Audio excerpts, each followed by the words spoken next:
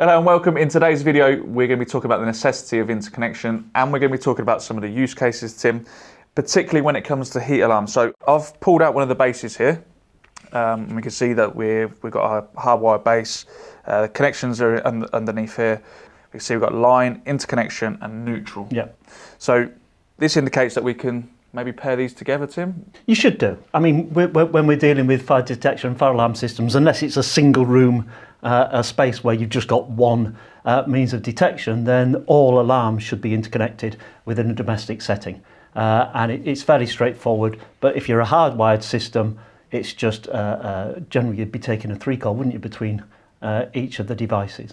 And what happens then, Tim, if we look to have two different lighting circuits? Maybe you've got an extension where you need to still have the interconnection together, but you can't get the wires from this said base here to the other ones. So if you can't get the cable physically from there to there, you really shouldn't be sharing two separate lighting circuits unless you're doing something around radio. Okay, so we do have a radio frequency module that can go inside the actual head itself. Okay. So we can make sure that they're always interconnected, even if we don't necessarily, or even if we can't get the cables to them. At which point you can put them on separate lighting circuits. Okay, now on each of the boxes that we can see in front of us, we have moved them and we have dotted them around a little bit. So we can see on the side of the box here that we've got the different types of applications where they might go. Again, we've just put the icons on there that if you're in a wholesaler and you're just trying to pick a product up real quick, you can see on the side, oh yeah, right, it's suitable for there. So what have you got on your side there? So this is a smoke and heat alarm. Again, you can see the various bits on here. It's got living areas, loft areas, bedrooms, escape routes, stairways, and garages on the side.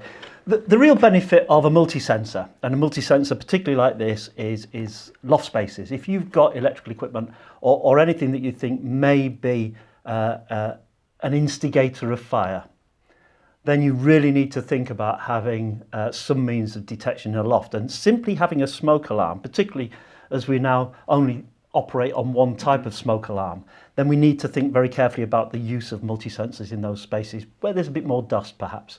And so a smoke and heat alarm is primarily for those spaces where they're more likely to be a dust-rich environment. Okay, and I've got a carbon monoxide and a heat alarm here. We can see on the side again, you've got kitchen areas and fuel burning areas. Absolutely perfect for that. Yep. This one is just a standalone heat alarm. So again, this is it says kitchen areas and garages, absolutely right. So a garage, if you've got, for example, battery storage system, you may need to think about that, or an inverter installed there might be useful, but certainly, absolutely, kitchens every time. So we can see that all of these products here have been thought about in terms of install, Tim, with the contractor, making it easy to identify exactly where they're all to be installed, and we can see that on some of the boxes here. Yeah. In the next video, Tim, we're going to be taking a deeper look into the CO alarm, so that's carbon monoxide. Don't forget, like, subscribe and share, and we'll see you on the next one.